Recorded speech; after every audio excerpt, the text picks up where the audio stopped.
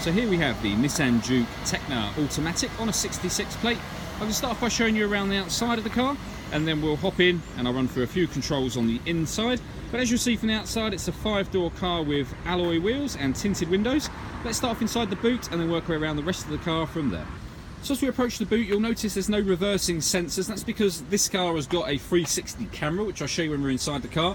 We've got a 60/40 split folding rear seat and plenty of boot space, and in fact that boot space is increased by lifting this tray section up. It also removes completely from the car to give you use of the full boot space at all times.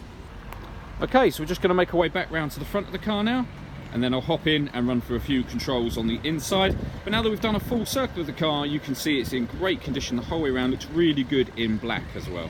Just briefly before I climb in, I think it's well worth seeing the interior from this exterior point of view. As you can see, you get full leather seats. There's plenty to run through on the dashboard, so let's hop in and we'll do that now. Okay, so we're going to start with the dials. On the left hand side we've got the rev counter, and on the right hand side the speedometer.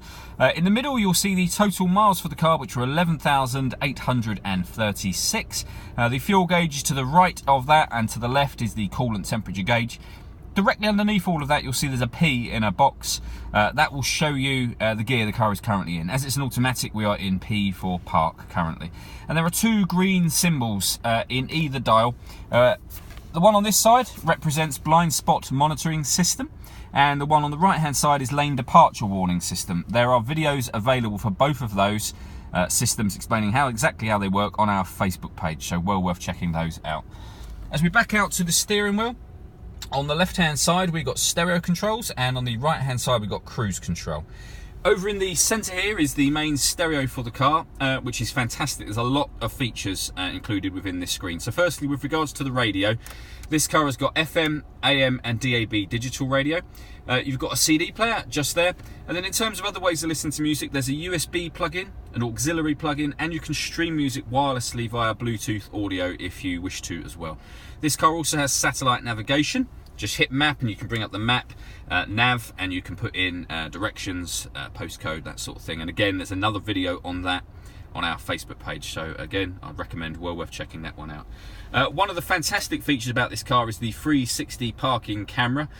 So you'll see down in the bottom corner here we've got a button that says camera, as well as having the ability to put the car into reverse to see exactly what's going on around us as well. So if we press the button that says camera, first of all, what we will have is a front facing camera on the right hand side, and then a 360 camera on the left hand side of the car, and you can see the curbstone behind the car just there. If we put the car in reverse, we then have a reversing camera on the right hand side and the 360 camera on the left.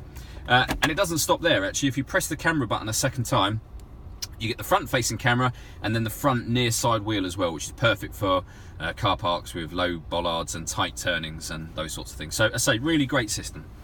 Beneath that we've got climate control, so you can adjust the temperature over this side, fan speed over this side, then simply press that button to turn the air conditioning on, or push this button in and the car will maintain the temperature you've asked for by adjusting the fan speed itself, as you can see and hear. Just override that by readjusting the fan speed accordingly. The great thing about this system is that this screen doubles up as not only the climate control, which is accessed by pushing that button, but also driver mode. If I push that, you'll see all of a sudden all of the buttons will change, and this is where you can change the setup of the car. So you can have it in normal, sport or eco, and it will give you various little bits of data, and you can it says on there that the engine is in sport mode, for example, the gearbox is in sport mode. If I change it, everything will be in normal. The engine, the gearbox, the steering and the climate control, all normal. So lots you can play with. Beneath that, to the right hand side, you'll see the auxiliary and USB inputs. So the left hand side, under this cap, there's a charging socket, a 12-volt charging socket. We then have the fully automatic gearbox, and all the way back under the centre armrest, heated driver and passenger seats.